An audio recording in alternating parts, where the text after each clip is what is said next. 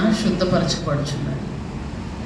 సువర్ణము అనగా బంగారము అగ్ని పరీక్ష చేయనిది దానిని బంగారము అని మనం ఎప్పుడు కూడా చెప్పజాలం. రోల్డ్ గోల్డ్ బంగారం అని, రోల్డ్ గోల్డ్ అని చాలామంది బయట మీరు అందరూ చూసే ఉంటారు, వాటిని నమ్ముతూ ఉంటారు. అవి ఎలా ఉంటాయంటే చాలాసార్లు వాటిని చూసినప్పుడు బంగారం కంటే కూడా ఇంకెక్కువ మెరుపు దానిలో కనబడుతూ ఉంటుంది. అది చూసినప్పుడు నిజంగానే ఇది బంగారమా లేకపోతే కాదా అనేది మనం చూసినప్పుడు దాని నుంచి మనకి ఏది కూడా తెలియదు. దాన్ని చూసినప్పుడు అది బంగారమా కాదా అనేది మనకు తెలియదు. అది నిజమైన బంగారమా లేకపోతే నకిలీ బంగారమా అనేది మనకి ఎప్పుడు తెలుస్తుందంటే దానికి అగ్ని పరీక్ష పెట్టినప్పుడు. హల్లెలూయా. ఏ పరీక్ష పెట్టినప్పుడు? అగ్ని పరీక్ష పెట్టినప్పుడు ఆ అగ్ని పరీక్షకు ఏదైతే నిలుస్తుందో అది సువర్ణము. అప్పుడు దానికి ఏం కలుగుతుంది? మెప్పు. అప్పుడు దానికి ఏం కలుగుతుంది? ఘనత. అప్పుడు దానికి ఏమొస్తుంది? విలువ.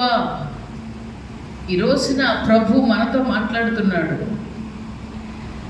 సువర్ణము కంటే కూడా నీలో ఉన్న విశ్వాసము చాలా గొప్పది. నీవు ధరించే బంగారం కంటే కూడా నీలో ఉన్న విశ్వాసం అనేది చాలా గొప్పది. విశ్వాసము అంటే ఏంటండి? నాలో ఉన్న విశ్వాసము అని అంటున్నాం. అసలు విశ్వాసం అంటే ఏమిటి? దేవుడు ఉన్నాడని, ఆయన నమ్మిన వారికి ఆయన ఫలము దయచేస్తాడని, ఆయన ప్రార్థన ఆలకించే దేవుడని, అడిగిన వాటికంటే ఊహించే వాటికంటే అత్యధికంగా చేస్తాడని, నమ్మదగిన దేవుణ్ణి నేను అనుసరిస్తున్నాను, నేను వెంబడిస్తున్నాను, ఆ దేవునికి అసాధ్యమైనది ఏది లేదని మన హృదయంలో మనము ఆయన చూడకుండానే ఆయన యందు మనం ఏం కలిగి ఉన్నాము? నమ్మకం, విశ్వాసం కలిగి ఉన్నాం. ఈ విశ్వాసమట చాలా గొప్పది, దాన్ని చాలా విలువైనది. అయితే ఇది విలువైనది, ఈ విశ్వాసం మన హృదయంలో ఉన్న విశ్వాసము సరి అయినదా కాదా, ఈ విశ్వాసములో మనం సరిగా ఉన్నామా లేదా అని తెలియజేసేదానికి మనకట అగ్ని పరీక్షలు ఎదురవుతూ ఉంటాయట. ఏ పరీక్షలు అండి? అగ్ని పరీక్షలు ఎప్పుడన్నా మీరు రాశారా? 10th క్లాస్ పరీక్షలు రాశారు, ఇంటర్మీడియట్ పరీక్షలు రాశారు, కానీ అగ్ని పరీక్షలు ఎప్పుడన్నా రాసావా రోషన్ నాన్న? ఎప్పుడూ రాయలేదు. అగ్ని పరీక్ష ఎలా ఉంటుంది అని అంటే మాకెప్పుడూ తెలియదు. అగ్ని పరీక్ష అగ్నిలో వేయబడితే ఎలా అయితే మంటగా ఉంటుందో, ఎలా అయితే దహించబడతామో, ఎంత వేదన ఉంటుందో, ఎంత బాధ కలుగుతుందో, జీవితంలో కొన్ని పరిస్థితులు గుండా వెళ్ళినప్పుడు, కొన్ని స్థితులు గుండా వెళ్ళినప్పుడు అవి మనకు ఎటువంటివి తెలుసా? అగ్ని పరీక్ష లాంటివి. అటువంటి అగ్ని పరీక్షలప్పుడు, ఈ శోధనలప్పుడు మన విశ్వాసము ఆ పరీక్షలో ఓడిపోకూడదట. మన విశ్వాసం ఆ పరీక్షలో ఫెయిల్ అయిపోకూడదట. నకిలీ బంగారం లాగా మనం పరీక్షలు పెట్టినప్పుడు మన విశ్వాసము ఓడిపోకూడదు, మన విశ్వాసం తేలిపోకూడదు, మన విశ్వాసము నిలవాలి. హల్లెలూయా, హల్లెలూయా. 8వ వచనం చదవండి. మీరు ఆయన చూడకపోయినను ఆయన ప్రేమిస్తున్నారు, ఇప్పుడు ఆయన కన్నులారా చూడకయే విశ్వసించుచు మీ విశ్వాసమునకు ఫలమును అనగా ఆత్మరక్షణను పొందుచు చెప్పన సత్యమును మహిమాయుక్తమునైన సంతోషము గలవారై ఆనందించున్నారు. మీరు ఆయన చూడకపోయినను ఆయన్ని ప్రేమిస్తున్నారు, ఇప్పుడు కనులారా చూడకయే విశ్వసిస్తున్నారు.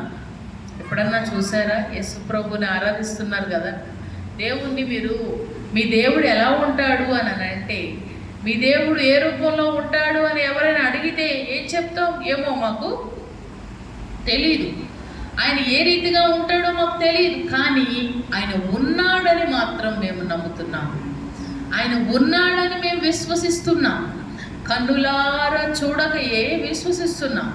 ఆయన విషయంలో మనం ఆయన చూడకపోయినా ఆయన ప్రేమిస్తున్నాం. అలా చేసినప్పుడట, ఎప్పుడైతే అలా చేస్తామో అప్పుడు మన విశ్వాసానికి ఫలం కలుగుతుందంట. హల్లెలూయా.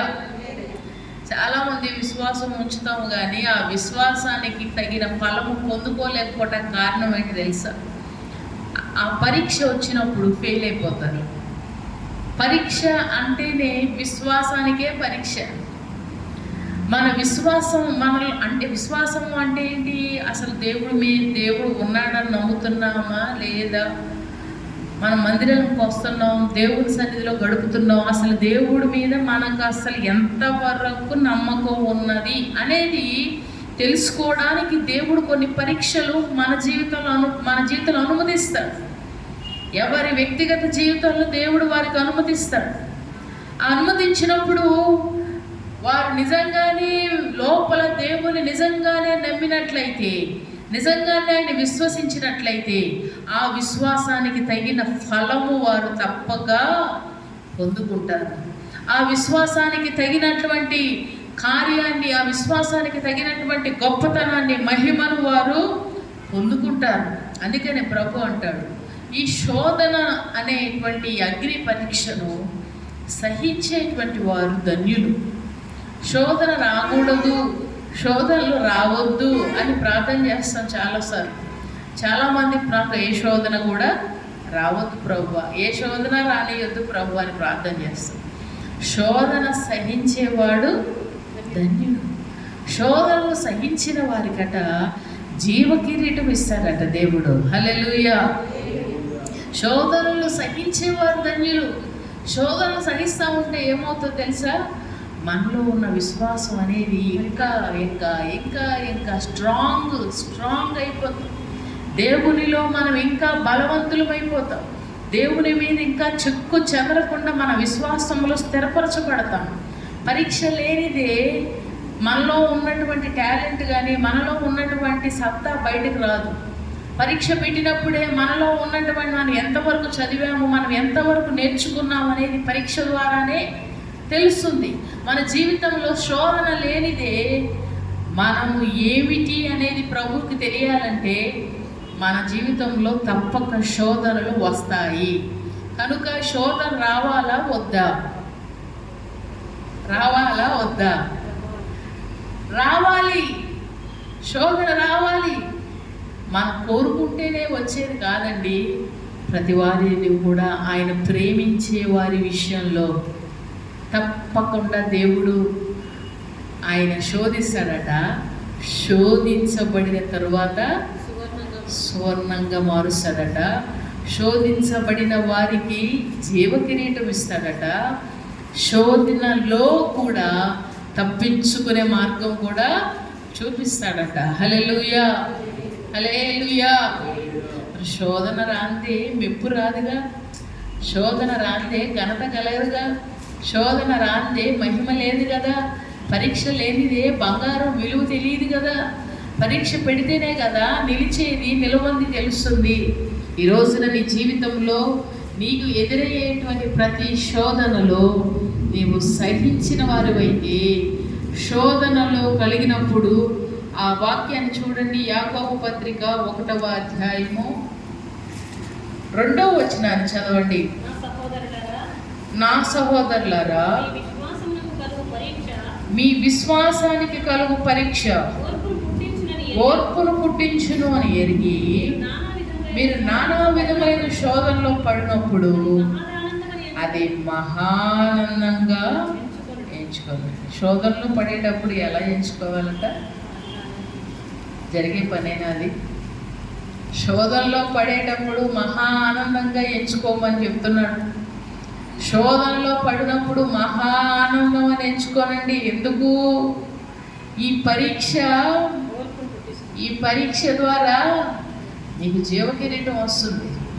ఈ పరీక్ష ద్వారా నీ విశ్వాస జీవితంలో సహించడం నేర్చుకుంటాం, ఓర్పు నేర్చుకుంటాం, దేవునిలో స్థిరపరచబడటం నేర్చుకుంటాం, దేవుని మీద ఆధారపడటం నేర్చుకుంటాం, దేవునితో ఉండటం నేర్చుకుంటాం, దేవునితో సహవాసం చేయటం నేర్చుకుంటాం, దేవుని మీద ఆనుకోవటం నేర్చుకుంటాం.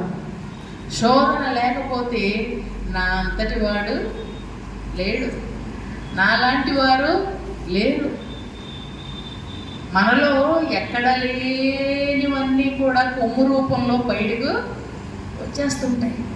శోధన సహించేవాడు ధన్యుడు. ఎవరైనా శోధించబడేటప్పుడట నేను దేవుని చేత శోధించబడుతున్నానని నవ్వుతట. కొన్ని దేవుడు పెట్టే పరీక్షలు ఉంటాయి, కొన్ని మన యొక్క బుద్ధి సరిగా లేక మన యొక్క దురాశల వలన కలిగే శోధనలు కొన్ని ఉంటాయి, కొన్ని దేవుడు పెట్టే పరీక్షలు కొన్ని ఉంటాయి. అయితే దేవుడు మాట్లాడే మాట, మీ విశ్వాసము ఈ పరీక్షకు నిలిస్తే, మీ విశ్వాసము మీ జీవిత అనుభవాల్లో కలిగే పరీక్షలకు నిలిచినదై ఉండినప్పుడు మీకు మెప్పు, మహిమయు, ఘనతయు కలుగును. హల్లెలూయా. ఆయనకు ఒక శోధన దేవుడు అనుమతించాడు. ఒక శోధన దేవుడు అనుమతించాడు. ఏమిటా శోధన? తన యజమానుని భార్య విషయంలో ఒక శోధనని దేవుడు అనుమతించాడు. అనుమతించినప్పుడు అతని విశ్వాసము నిలిచినదా, ఓడిపోయినదా? శోధన వచ్చినప్పుడు సహించాడా? శోధన వచ్చినప్పుడు అతని విశ్వాసాన్ని బలహీనపరుచుకున్నాడు. శోధన వచ్చినప్పుడు ఎప్పుడైతే సహించాడో ఆ శోధనలో ఓర్పు కలిగి ఉండటం నేర్చుకున్నాడు, సహించడం నేర్చుకున్నాడు. శోధనలో ఎలాగున ప్రభు మీద ఆనుకోవాలో నేర్చుకున్నాడు. తనకు తెలుసు ఒక పరీక్ష, ఇది ఒక అగ్ని పరీక్ష అని తనకు తెలుసు. ఈ పరీక్షలో తన పవిత్రత రుజువు కావాలి, తన పరిశుద్ధత రుజువు కావాలి. కానీ అక్కడ పరీక్ష చాలా భయంకరమైన పరీక్ష, దానిని అగ్ని పరీక్ష అంటారు. ఇటువంటి అగ్ని పరీక్షలో అందరూ కూడా యోసేపు తప్పు చేశాడని నమ్ముతున్నారు. కానీ యోసేపు మాత్రమే తెలుసు తాను ఏ తప్పు కూడా చేయలేదని. ఇది ఒక అగ్ని పరీక్ష. ఆ అగ్ని పరీక్షల్లో నిలిచి తన విశ్వాసం ఏ దేవుని మీద అయితే ఆధారపడ్డాడో ఆ దేవుని యందు విశ్వాస విషయంలో చెక్కు చెదరనీయక, ఈ పరీక్షలన్నిటిలో గోతిలో నుండి నన్ను పైకి తీసిన దేవుడు, అక్కడ నుండి ఇక్కడికి నడిపించిన దేవుడు, ఇప్పుడు ఈ సమస్యలో కూడా తప్పకుండా నాకు జయం అనుగ్రహిస్తాడని విశ్వసించిన వాడై మౌనముగా ఓర్పుతో సహించి తాను చెరసాలలో వేయబడినప్పటికీ అక్కడ భరిస్తూ వచ్చాడు కనుక అతని విశ్వాసమునకు తగిన ఫలము తరువాత తప్పకుండా చూశాడు. హల్లెలూయా, హల్లెలూయా. మన విశ్వాసం ఏమిటి? ఏంటి విశ్వాసం? తప్పకుండా దేవుడు బయటకు తీసుకొస్తాడు, తప్పకుండా తన యొక్క పరిశుద్ధతను బయట రుజువుపరుస్తాడు, తప్పకుండా తన యొక్క నిర్దోషత్వాన్ని తెలియచేస్తాడు. తప్పకుండా ఎవరైతే శోధన రాని భక్తుడు భూమి మీద లేరు, శోధన రానటువంటి వారు దైవ గ్రంథంలో లేరు. ప్రతి వారి జీవితంలో వచ్చిన శోధనలు ఎంత భయంకరంగా ఉన్నవి అంటే అటువంటి శోధన నిజంగా మన జీవితంలో రాలేదు. సింహాల బోనులో వేయగలిగారు దానియేలును, అగ్ని గుండంలో పడవేశారు షడ్రక్, మేషక్, అబేద్నెగోలు. వారి విశ్వాసానికి కలిగిన పరీక్ష మామూలు పరీక్ష కాదు కదా. అటువంటి పరీక్షల్లో వాళ్ళు నిలబడినప్పుడు మన అనుదిన జీవితంలో మనకు ఎదురయ్యే పరీక్షల్లో మనం ఏం చేయాలి?